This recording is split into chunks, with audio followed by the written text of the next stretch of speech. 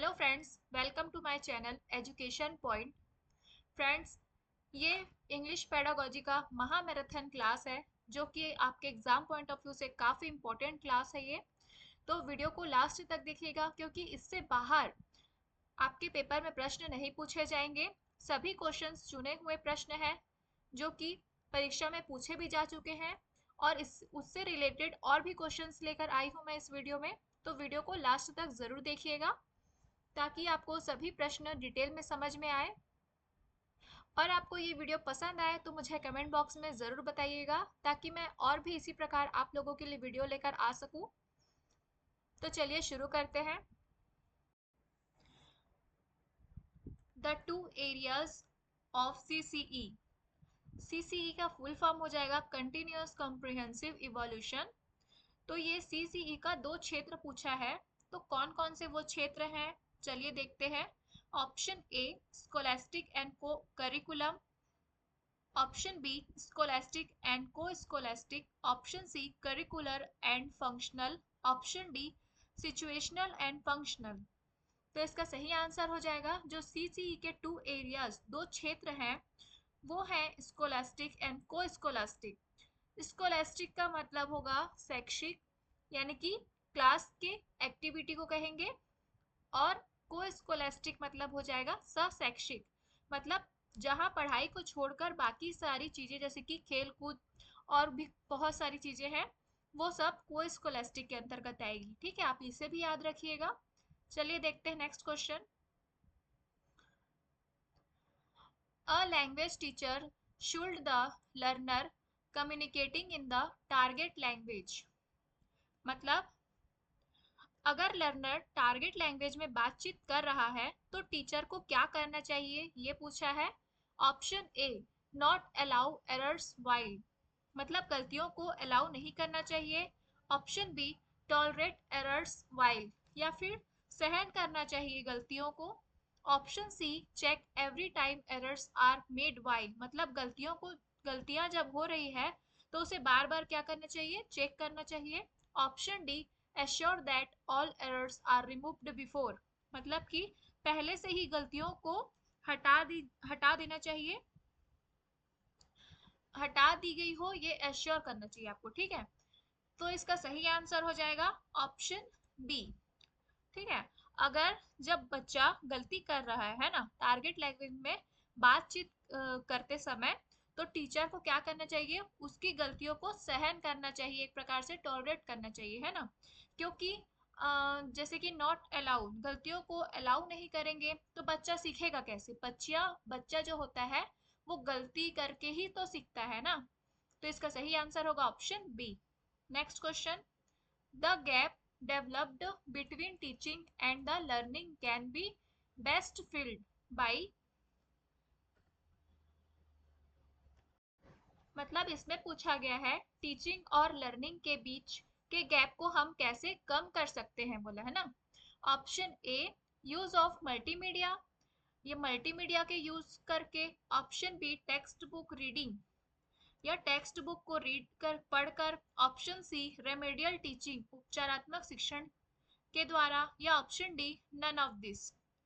तो इसका सही आंसर हो जाएगा ऑप्शन सी उपचारात्मक शिक्षण के द्वारा, है ना। इसके द्वारा शिक्षार्थी शिक्षण द्वारा पढ़ाई गई चीजों को ज्यादा से ज्यादा अच्छी तरह सीख सकता है जब हम उसका उपचारात्मक शिक्षण करेंगे तो, है ना। उससे क्या होगा, उसके लर्निंग गैप में क्या होगी, कमी होगी, और उसका जो लर्निंग गैप है वो कम होगा। ठीक है, किसके द्वारा, तो रेमेडियल टीचिंग के द्वारा।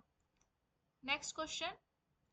रेमेडियल टीचिंग इज डिजाइन्ड, मतलब उपचारात्मक शिक्षण को किसके लिए डिजाइन किया गया है। Option A for students with special needs, मतलब स्पेशल नीड है जिन्हें, उनके लिए। Option B for drop out students, या जिन्होंने पढ़ाई छोड़ दी है उनके लिए। Option C for bright students to get good marks, या अच्छे पढ़ने वाले हैं उनको अच्छे नंबर मिल सके इसके लिए। Option B to support students who lag behind in academic performance, या जो एकेडमिक परफॉर्मेंस में पिछड़ चुके हैं उनके लिए है। तो रेमेडियल टीचिंग यानी कि उपचारात्मक शिक्षण जो होती है वो होती है जो बच्चे बाकी बच्चों से क्या होते हैं, पिछड़ जा चुके होते हैं, है ना, क्लास में एकेडमिक परफॉर्मेंस उनकी स्लो हो जाती है, उन लोगों के लिए ही रेमेडियल टीचिंग का यूज किया जाता है, उन्हें सपोर्ट करने के लिए, है ना, उन्हें बाकी बच्चों के साथ मिलाने के लिए। तो इसका सही आंसर होगा option D. Next question, remedial teaching is important for students, मतलब उपचारात्मक शिक्षण उन बच्चों के लिए महत्वपूर्ण है जो, option A, to provide additional help to the student who are slow at learning, मतलब कि जो लर्निंग में क्या बोलते हैं, स्लो है ना, सीखने में स्लो है, उनको एडिशनल हेल्प प्रोवाइड करें। ऑप्शन बी, ब्रिलियंट स्टूडेंट्स के लिए, मतलब जो बहुत ही अच्छे से पढ़ते हो। Option C, to help students to seek job, या फिर जिसको जॉब की जरूरत है उसके लिए। Option D, none of this. तो इसका सही आंसर हो जाएगा ऑप्शन ए, है ना, to provide additional help to the student who are slow at learning, मतलब जो बाकी लोगों से धीमे सीखते हो उनको क्या हो किया जाए, एडिशनल हेल्प प्रोवाइड की जाए रेमेडियल टीचिंग के द्वारा। Next question, when the teacher ask the students to repeat some words और sentence several times it is called, मतलब कि एक शिक्षक अपने स्टूडेंट्स को बार बार शब्दों को दोहराने के लिए कहते हैं तो उसे हम क्या कहेंगे। Option A, recalling, option B, acquiring, option C, inferring meaning, option D, drilling. तो इसे हम ड्रिलिंग कहेंगे, है ना, बार बार चीजों को करना ही क्या कहलाएगा, ड्रिलिंग कहलाता है। Next question, remedial teaching is helpful for students, मतलब उपचारात्मक शिक्षण किन बच्चों के लिए हेल्पफुल होगा। Option A, who lag behind in certain areas, मतलब जो कुछ क्षेत्रों में पिछड़ चुके हैं उनके लिए। Option B, who want to top in the class, मतलब जो फर्स्ट आना चाहते हैं क्लास में उनके लिए। Option C, who have special needs, मतलब जिन्हें स्पेशल नीड्स की आवश्यकता हो। Option D, who drop out due to family problem, मतलब जिन्होंने स्कूल छोड़ दिया हो अपने पारिवारिक समस्या के कारण। तो इसका सही आंसर हो जाएगा ऑप्शन ए, ठीक है, who lag behind in certain areas. तो हम उपचारात्मक शिक्षण उन बच्चों पर करते हैं जो कुछ क्षेत्रों में पिछड़े होते हैं बाकी बच्चों से, सामान्य बच्चों से, है ना, तो उन्हें उनके समान लाने के लिए हम उनका उपचारात्मक शिक्षण करते हैं in certain areas. Next question, in diverse classroom it is best, मतलब विविधता वाले क्लास में सबसे बेस्ट क्या होगा। Option A, to use a wide variety of teaching strategies, मतलब पढ़ाने के लिए अलग अलग स्ट्रेटेजीज का यूज करें, तरीकों का यूज किया जाए। Option B, that all students should be asked to learn from teacher notes, मतलब उनको कहना कि टीचर द्वारा जो नोट्स दिए गए हैं उन्हें पढ़ लीजिए। Option C, to allow students to learn on their own, या खुद से पढ़ लो ये कहेंगे। Option D, to teach every student according to his और हर लर्निंग स्ट्रेटेजीज, या सभी स्टूडेंट्स को अपनी अकॉर्डिंग लर्निंग स्ट्रेटेजीज बनाने के लिए कहेंगे। तो इसका सही आंसर हो जाएगा, जो विविधता डाइवर्स क्लासरूम होती है उसमें सबसे बेस्ट क्या हो जाएगा, तो option A, to use a wide variety of teaching strategies, मतलब कि पढ़ाने के लिए अलग अलग स्ट्रेटेजीज तरीकों का हम यूज करेंगे। Next question, remedial teaching is meant to, उपचारात्मक शिक्षण का क्या तात्पर्य है। Option A, teach grammar, option B, find what has been learn, मतलब क्या क्या सीखा बच्चे ने इसे पता करेंगे। Option C, address gaps in learning, पता करेंगे कि अधिगम में कहाँ पर गैप्स है। Option D, introduce any new topic, या फिर नए टॉपिक को इंट्रोड्यूस करेंगे। तो रेमेडियल टीचिंग से तात्पर्य हो जाएगा एड्रेस गैप्स इन लर्निंग, मतलब बच्चे को अधिगम में कहाँ पर दिक्कत आ रही है ना, उसके अधिगम में कहाँ पर गैप है उसे हम क्या करेंगे, पता करेंगे। Next question, the productive skills of a language are, मतलब यहाँ पर प्रोडक्टिव स्किल्स कौन सा है भाषा में, ये पूछा गया है। तो दो प्रकार के स्किल है, एक रिसेप्टिव, याद रखेंगे, ठीक है, और एक हो जाएगा हमारा प्रोडक्टिव। एक रिसेप्टिव, एक प्रोडक्टिव। तो यहाँ पर प्रोडक्टिव स्किल्स की बात की है। Option A listening and writing, option B reading and writing, option C speaking and listening, option D speaking and writing. तो इसका सही आंसर हो जाएगा option D speaking and writing. और रिसेप्टिव स्किल कौन से हैं आप मुझे कमेंट बॉक्स में कमेंट करके जरूर बताइएगा कि रिसेप्टिव स्किल्स कौन कौन से होते हैं। Next question, which one of the following is least important in enhancing speaking skill of children। मतलब कि बच्चों के वाचन कौशल को बढ़ाने में सबसे कम महत्वपूर्ण कौन सा है, लिस्ट इंपॉर्टेंट बोला है, ध्यान देंगे। Option A listening patiently to children's talk, मतलब बच्चों की बातों को पेशेंटली सुनना, है ना, ध्यान पूर्वक सुनना। Option B giving them an opportunity to express their feelings and ideas, मतलब उन्हें अपनी भावनाओं और विचारों को व्यक्त करने का अवसर देना। Option C asking closed ended questions, या उनसे क्लोज्ड एंडेड क्वेश्चंस पूछना। Option D organising discussion on a given topic, या किसी दिए गए विषय पर चर्चा का आयोजन करना।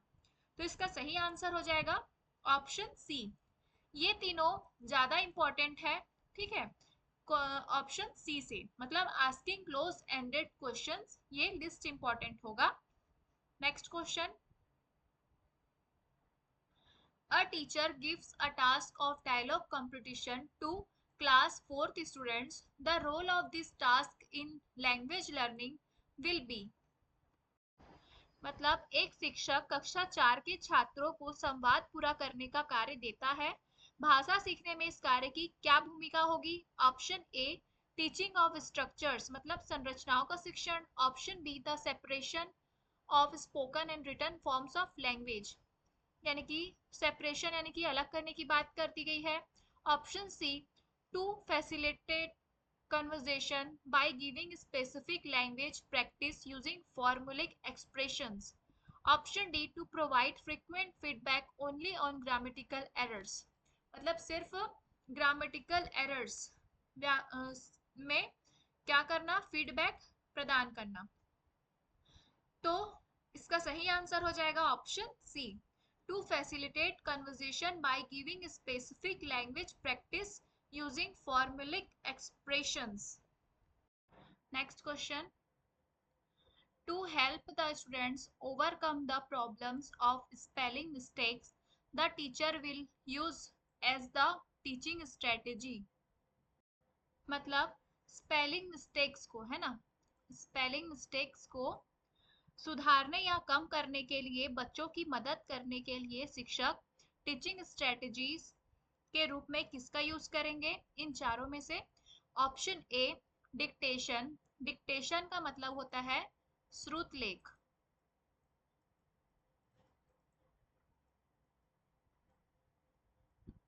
ऑप्शन बी लाउड रीडिंग, यानी कि तेज जोर से पढ़ना। ऑप्शन सी ब्रेन स्टॉर्मिंग, यानी कि विचार मंथन।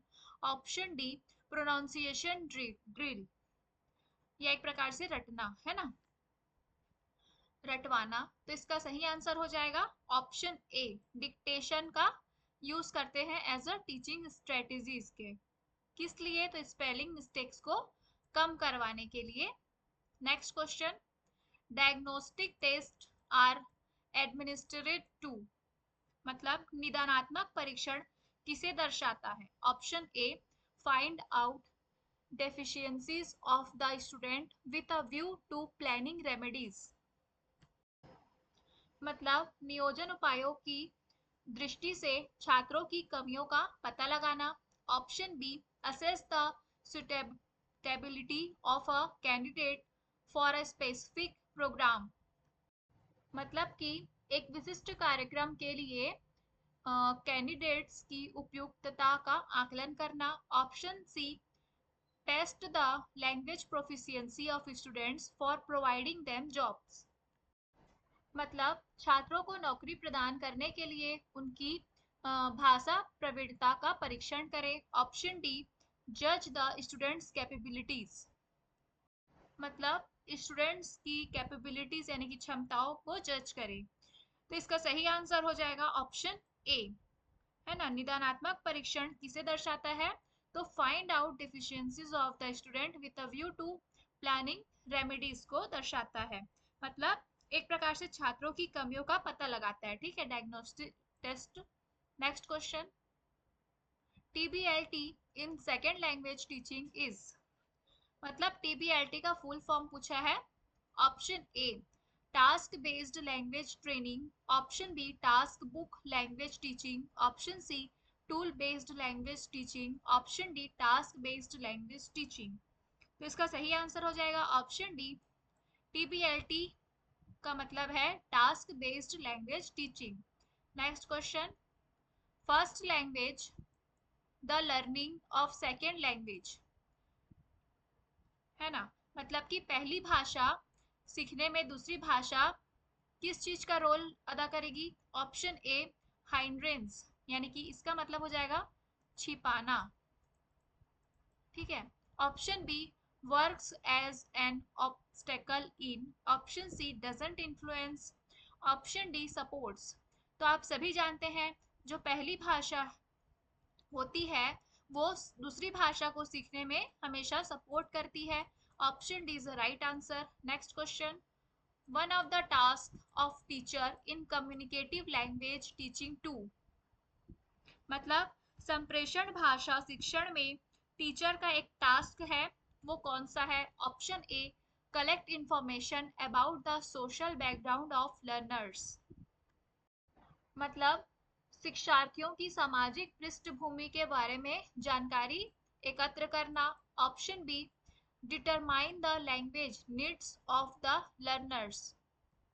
मतलब शिक्षार्थियों की भाषा आवश्यकताओं का निर्धारण करना। Option C, provide suitable classrooms to the learners. मतलब शिक्षार्थियों को उपयुक्त कक्षाएं प्रदान करना। Option D, send progress reports to the learners, या लर्नर्स को प्रोग्रेस रिपोर्ट उनकी सेंड करना, भेजना।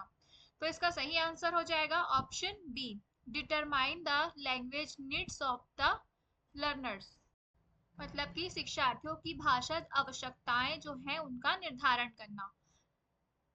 Next question, who uses the term language acquisition device. मतलब किसने यूज किया था लैंग्वेज एक्विजिशन डिवाइस को? ऑप्शन ए, पियाजे। Option B, Vygotsky. Option C, Pavlov. Option D, Chomsky. तो लैंग्वेज एक्विजिशन डिवाइस को हम LAD के नाम से जानते हैं। तो ये किसने यूज किया था? इसका सही आंसर हो जाएगा ऑप्शन डी, चॉम्स्की ने यूज किया था इसे, LAD। और इन्होंने यूनिवर्सल ग्रामर, यूनिवर्सल ग्रामर के बारे में भी बताया है, इसे भी आप याद रखेंगे। और इन्होंने बताया कि बच्चे में जो है वो इननेट कैपेसिटी होती है, ठीक है, सीखने की इननेट कैपेसिटी होती है। इसके बारे में भी किसने बताया था? तो चॉम्स्की ने बताया था। Next question, language is acquired through imitation, this statement is given by. मतलब कि अनुकरण के द्वारा भाषा सीखी जाती है, यह किसका कथन है? ऑप्शन ए, पियाजे। Option B, Vygotsky. Option C, Chomsky. Option D, Skinner. तो थ्रू इमिटेशन यानी कि अनुकरण के माध्यम से बोला है ना, तो इसका आंसर हो जाएगा ऑप्शन डी, स्किनर का कथन है ये। और जो स्किनर थे ये कौन थे? तो ये व्यवहारवादी थे, आप याद रखेंगे। स्किनर जो थे वो व्यवहारवादी मनोवैज्ञानिक थे। Next question, language acquisition occurs when। मतलब कि भाषा अधिग्रहण कब होगा ये पूछा है। Option A, the child is taught the rules of grammar.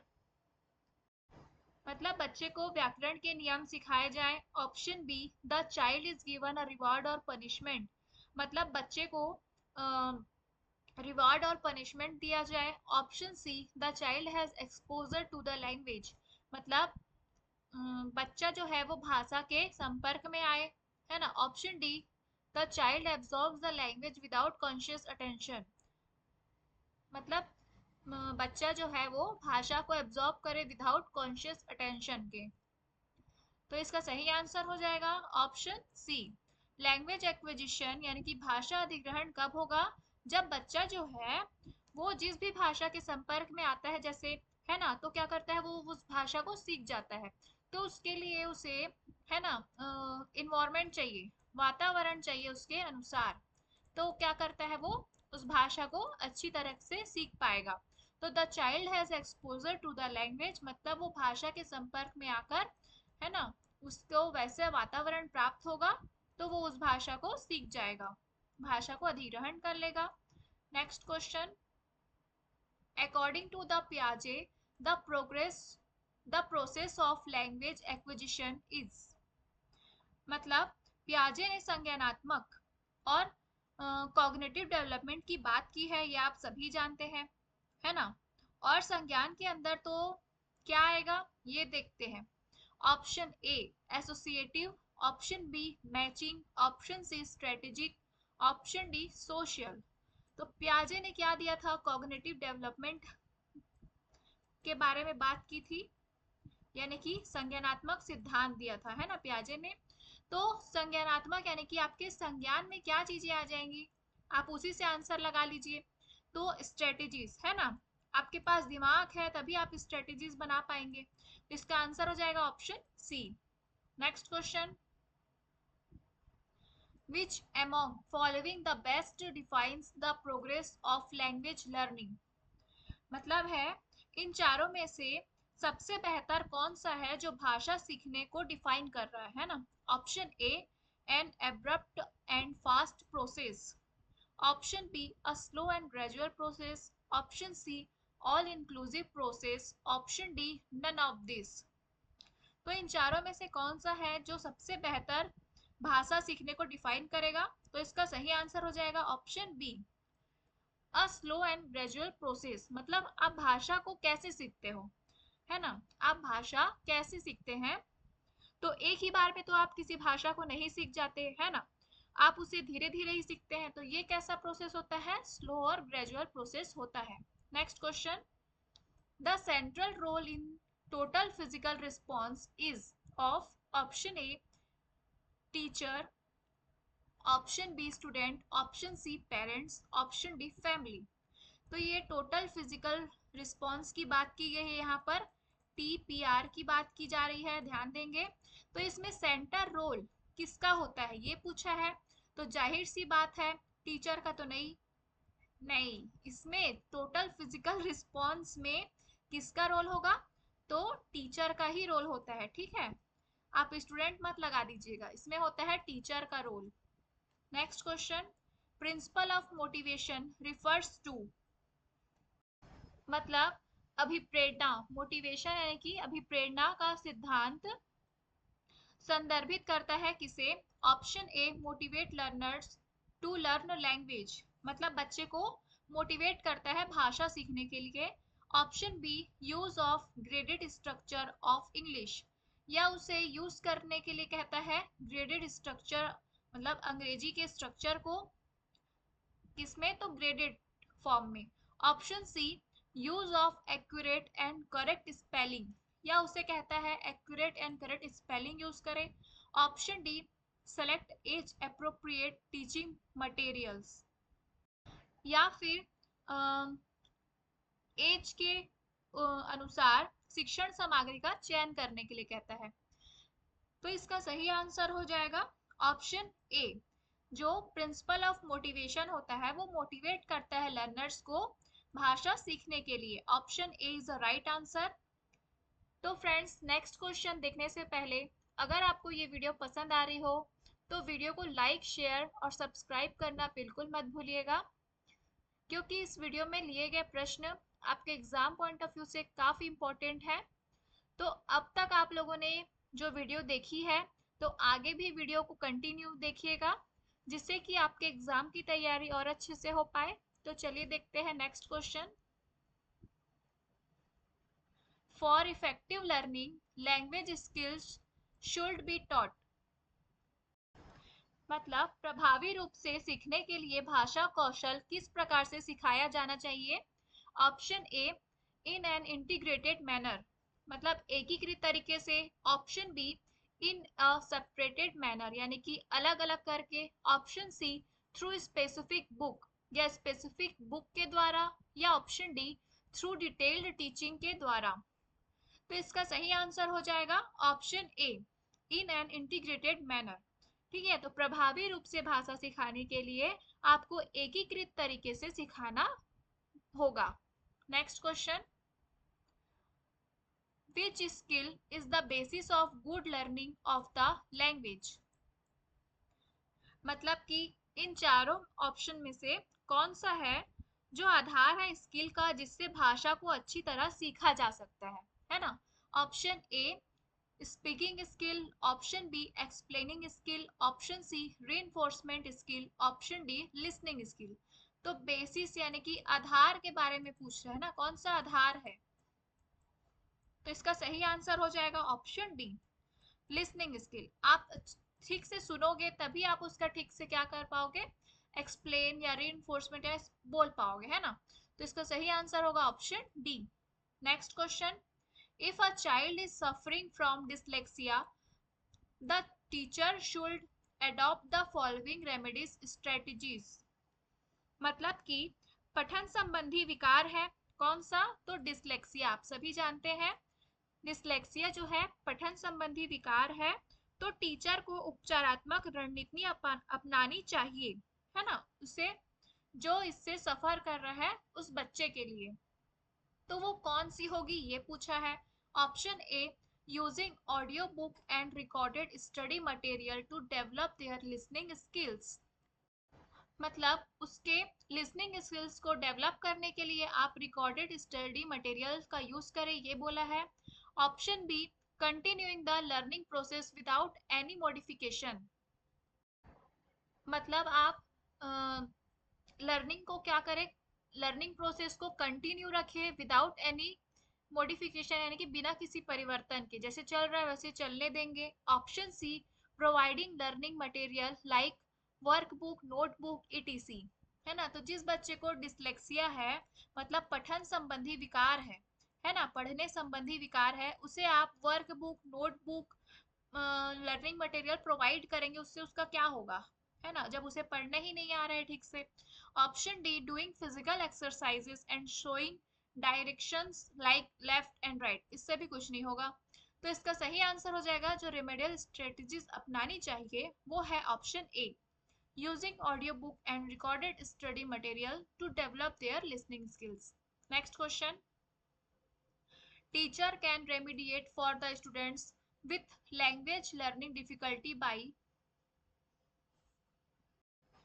मतलब शिक्षक भाषा सीखने की कठिनाई वाले छात्रों के लिए कौन से उपचार कर सकते हैं, है ना, जिन बच्चों को भाषा सीखने में कठिनाई होती है उनके लिए ना।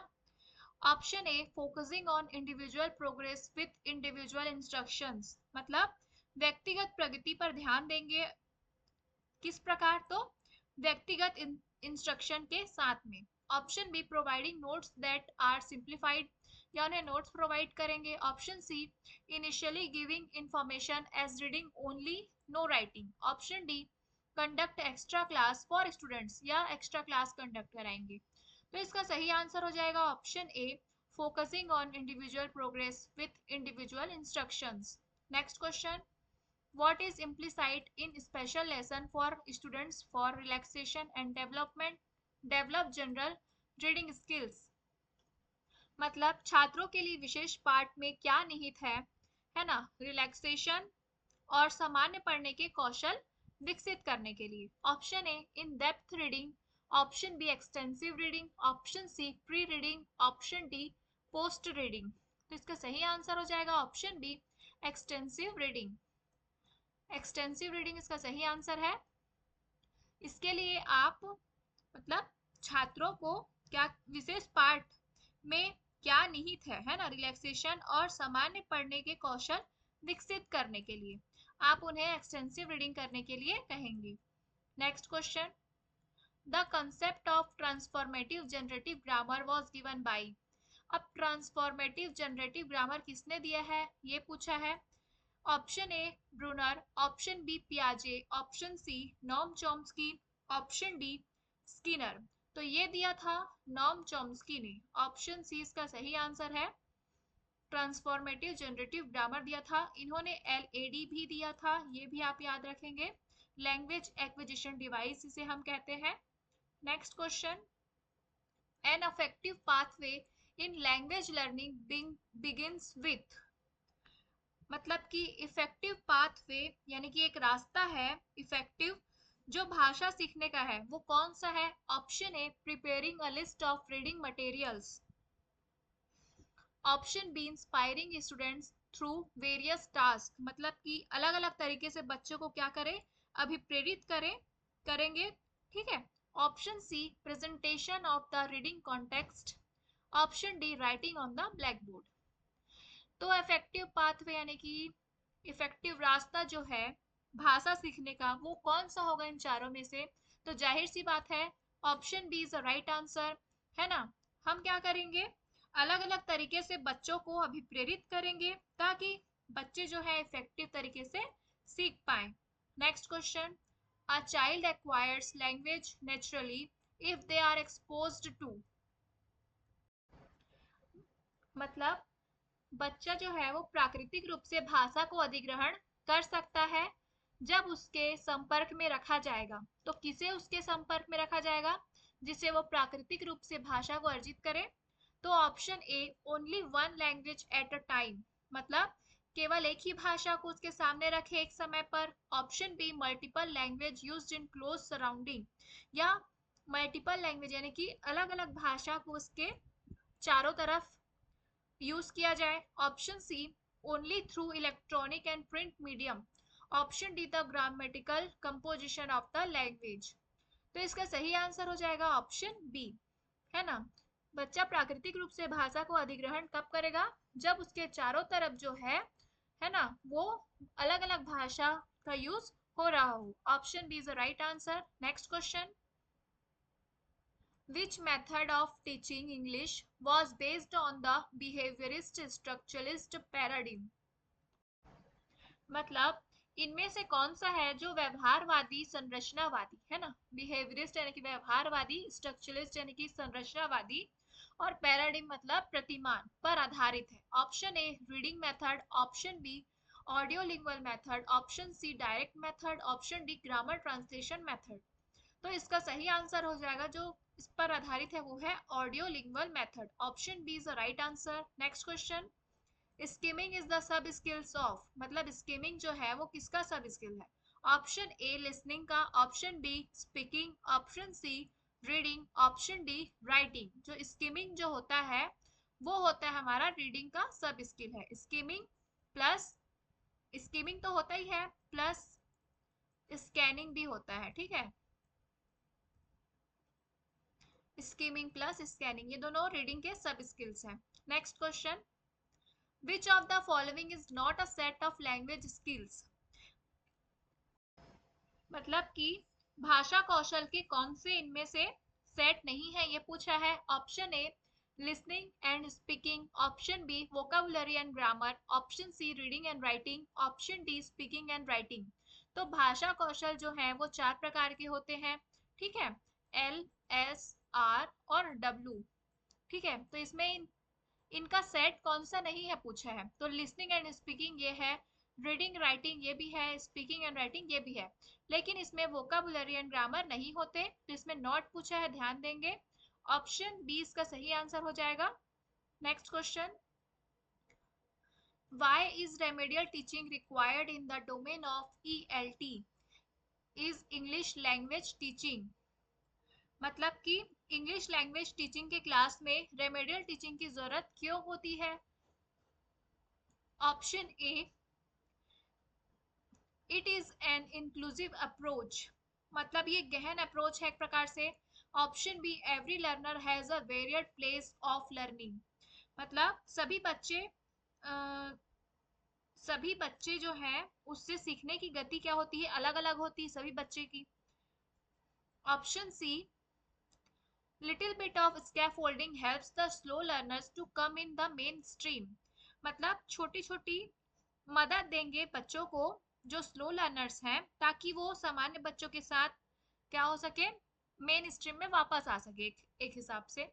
Option D all of the above, तो ये इसका आंसर हो जाएगा ऑल ऑफ द अबव, ये सभी इंपॉर्टेंट है, इन सभी की आवश्यकता होती है। Next question, when an error when an error recurs in language despite being corrected it is a, मतलब कि जब किसी लैंग्वेज में एरर आता है तो उसे बिना सुधारे उसका यूज किया जाता है ना, तो उसे हम क्या कहेंगे बिना करेक्ट किए, है ना। Option A slip, option B fossilization, option C foghorn, option D mistake, तो उसे हम कहते हैं fossilization. Option B is the right answer. Next question, the primary purpose of introducing rhymes in the elementary level school is, मतलब है इसका प्रारंभिक school में, है ना, जो छोटी कक्षा में बच्चे होते हैं उनको राइम्स या पोएम पढ़ाने का मुख्य उद्देश्य क्या होता है। Option A to entertain the children, यानी कि उन्हें इंटरटेन करना। Option B to understand the meaning of new words, ताकि वो समझ सके नए शब्दों के अर्थों को। Option C to make the free use of language words by receptive and productive skills, मतलब रिसेप्टिव और प्रोडक्टिव स्किल्स के द्वारा बच्चों को भाषा का स्वतंत्र रूप से यूज करना सिखाना। Option D to teach the students music, या बच्चों को म्यूजिक सिखाना, तो इसका सही आंसर हो जाएगा ऑप्शन सी, है ना, to make the free use of language words by receptive and productive skills, मतलब रिसेप्टिव एंड प्रोडक्टिव स्किल्स के द्वारा बच्चों को भाषा का स्वतंत्र रूप से यूज करना सिखाएंगे। ये ये उसका उद्देश्य है इसमें एलिमेंट्री लेवल के स्कूल में ना। Next question, which of the following is not included in the progress testing, not included बोला है, ध्यान देंगे, मतलब टेस्टिंग प्रोग्रेस में कौन सा शामिल नहीं है। Option A informal observation, option B assignment, option D project, option D enter in examination, तो प्रोग्रेस टेस्टिंग हम किसे कहेंगे, जब हम बीच बीच में टेस्ट लेते हैं, है ना, उसे ही हम क्या कहेंगे, प्रोग्रेस प्रोग्रेस टेस्टिंग कहा जाएगा। तो इसका सही आंसर हो जाएगा ऑप्शन डी, क्योंकि इनफॉर्मल ऑब्जर्वेशन होता ही रहता है, असाइनमेंट्स मिलते ही रहते हैं, प्रोजेक्ट्स भी बनाते रहते हैं, तो इसमें नॉट इंक्लूडेड पूछा है, इसलिए इसका आंसर होगा ऑप्शन डी।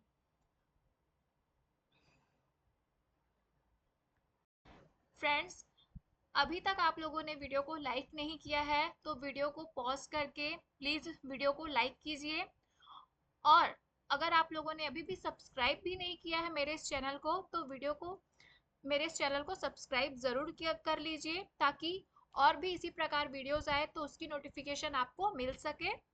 और आप मुझे ये भी कमेंट बॉक्स में बताइएगा कि इन जो 50 क्वेश्चंस हैं उसमें से आपके कितने आंसर सही हुए।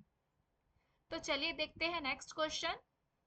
Mister Kamal asked the learners to learn a poem by heart and recite this exercise aims to, मतलब जो मिस्टर कमल है वो बच्चों को बार बार दोहराने के लिए कहते हैं, और इससे बच्चों में किस चीज का विकास होगा। ऑप्शन ए इम्प्रूव मेमोरी, उनकी मेमोरी इम्प्रूव होगी। Option be integrated reading and speaking, या पढ़ने और बोलने की क्षमता का विकास होगा। ऑप्शन सी इम्प्रूव लिसनिंग, या सुनने की क्षमता जो है वो इम्प्रूव होगी, बढ़ेगी। ऑप्शन डी इंक्रीज कंसंट्रेशन, या कंसंट्रेशन जो है उसका इंक्रीज होगा, तो इसका सही आंसर हो जाएगा ऑप्शन बी। ठीक है, option B is the right answer. Next question, in an elementary class while teaching speaking which of the following must be avoided. मतलब प्रारंभिक कक्षा में भाषा पढ़ाते समय कौन सी चीजें हैं जिन्हें अवॉइड करना चाहिए। Option A, talking about an object और टॉपिक ऑफ इंटरेस्ट। मतलब किसी वस्तु या रुचि के विषय में बारे में बात करना। Option B, expressing a need for something. मतलब किसी चीज की आवश्यकता व्यक्त करना। Option C, talking about abstract ideas. Abstract मतलब हो जाएगा अमूर्त। एब्स्ट्रैक्ट मतलब हो जाता है अमूर्त। मतलब अमूर्त विचारों के बारे में बात करना। Option D, seeking and giving information. मतलब एक प्रकार से जानकारी मांगना और देना। तो इसमें कौन सी चीजों को अवॉइड करना चाहिए, कब? तो एलिमेंट्री क्लास यानी कि छोटी कक्षाओं में बोला है ना। तो इसका आंसर हो जाएगा option C, talking about abstract ideas, है ना। अमूर्त विचारों के बारे में बात करना, ये ज्यादा इंपॉर्टेंट नहीं होगा छोटी कक्षाओं में, बाकी ये तीन चीजें इंपॉर्टेंट होंगी। Next question, test of English as a foreign language TOEFL or the International English Language Testing System IELTS are the examples of। मतलब कि इंग्लिश का फॉरेन लैंग्वेज के रूप में टेस्ट करना किस चीज का एग्जाम्पल है। Option A, proficiency test. Option B, placement test. Option C, diagnostic test. Option D, progress test. तो इसका सही आंसर हो जाएगा ऑप्शन ए, प्रोफिशिएंसी यानी कि दक्षता परीक्षण। ठीक है, कि आप उसमें कितने दक्ष हैं। Option A is the right answer. Next question, which school of thought in the realm of English language learning see the errors as the part of learning process। मतलब कि जो लैंग्वेज लर्निंग में एरर्स को एक हिस्से के रूप में देखते हैं उन्हें हम क्या कहते हैं। Option A, behaviourist. Option B, cognitivist. Option C, sociolinguist. Option D, none of the above. तो उसे हम कॉग्निटिविस्ट कहते हैं, यानी कि संज्ञानात्मक विचारधारा रखने वाले कहेंगे। ठीक है, संज्ञानात्मक विचारधारा होती है जिनकी, उन्हें कहते हैं। ठीक है, ऑप्शन बी इसका सही आंसर है। Next question, which of the following is not a visual aids. मतलब कि कौन सा विजुअल एड नहीं है, ये पूछा है। Option A, television. Option B, radio. Option C, flash card. Option D, charts. तो विजुअल एड्स मतलब जिसे हम देख नहीं सकते। ठीक है, कौन सा नहीं है पूछा है, तो जिसे हम देख नहीं सकते, तो जाहिर सी बात है रेडियो हो जाएगा। इसे हम क्या करते हैं, सुनते हैं, है ना। Option B is the right answer. Next question, movement of lips during silent reading.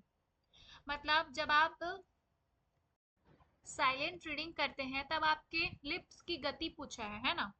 आपके होठों की गति, लिप्स का मूवमेंट जो है वो कैसा होगा। Option A, enhances the speed of reading. मतलब ये जो है वो पढ़ने की गति को बढ़ाता है। Option B, retards the speed of reading.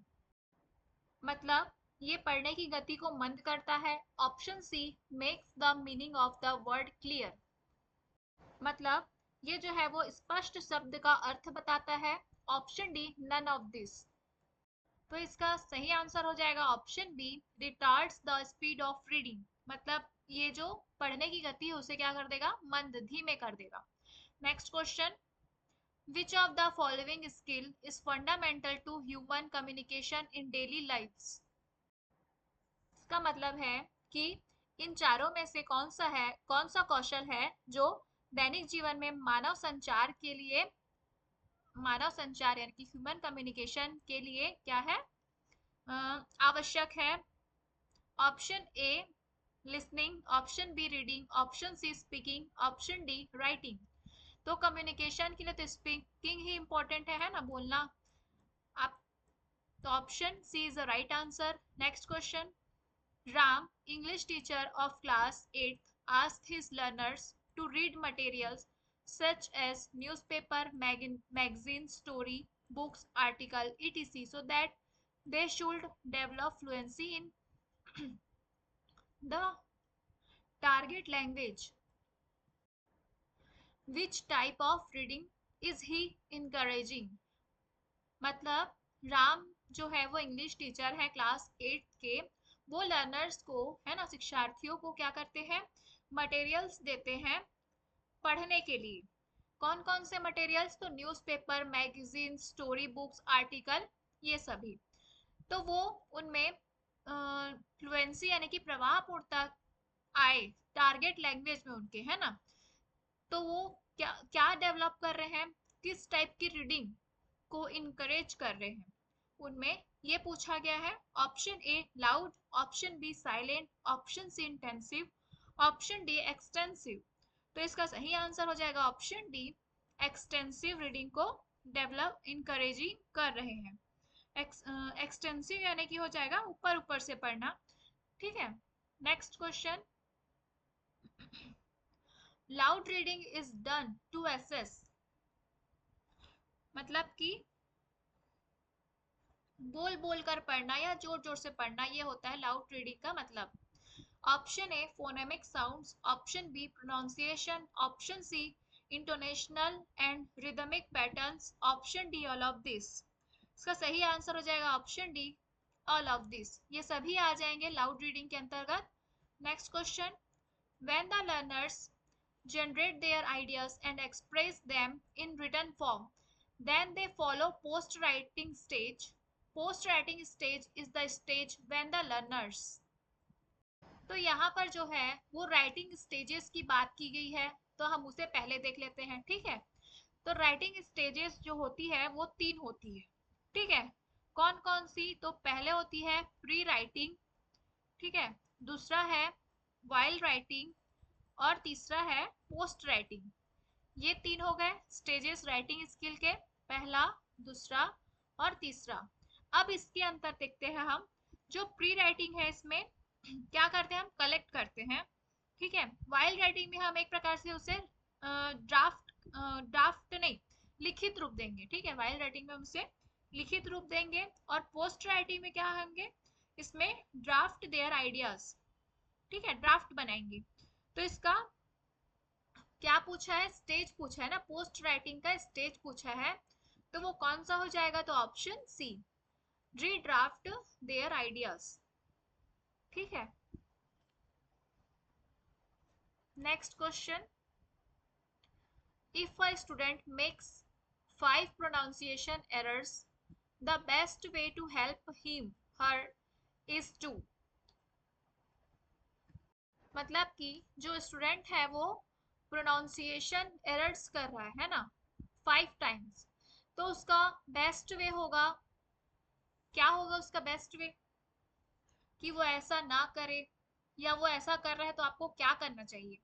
Option A provide the learners correct pronunciation without humiliating him and her, option B call parents of the learner and complain, option B punish the child, option D none of this. तो child को punish बिल्कुल भी नहीं करना है, और उनकी complain भी बिल्कुल नहीं करनी है, वो भी इस मामले में कि वो सिर्फ गलतियां कर रहा है, वो भी प्रोनाउंसिएशन में, है ना। तो इसका बेस्ट ऑप्शन हो जाएगा option A, provide the learner correct pronunciation without humiliating her, है ना। मतलब उसे बिना अपमानित किए, है ना, बिना ह्यूमिलेट किए आप उसे क्या करेंगे, सही उच्चारण प्रदान करेंगे। तो option A is the right answer. तो ये थे आज के टॉप 50 एमसीक्यूज, जो कि आपके आगामी सीजी टेट सी टेट के लिए काफ़ी इंपॉर्टेंट है।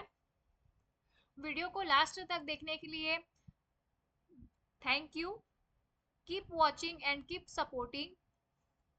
Please share this video with your friends. Thank you for watching my video.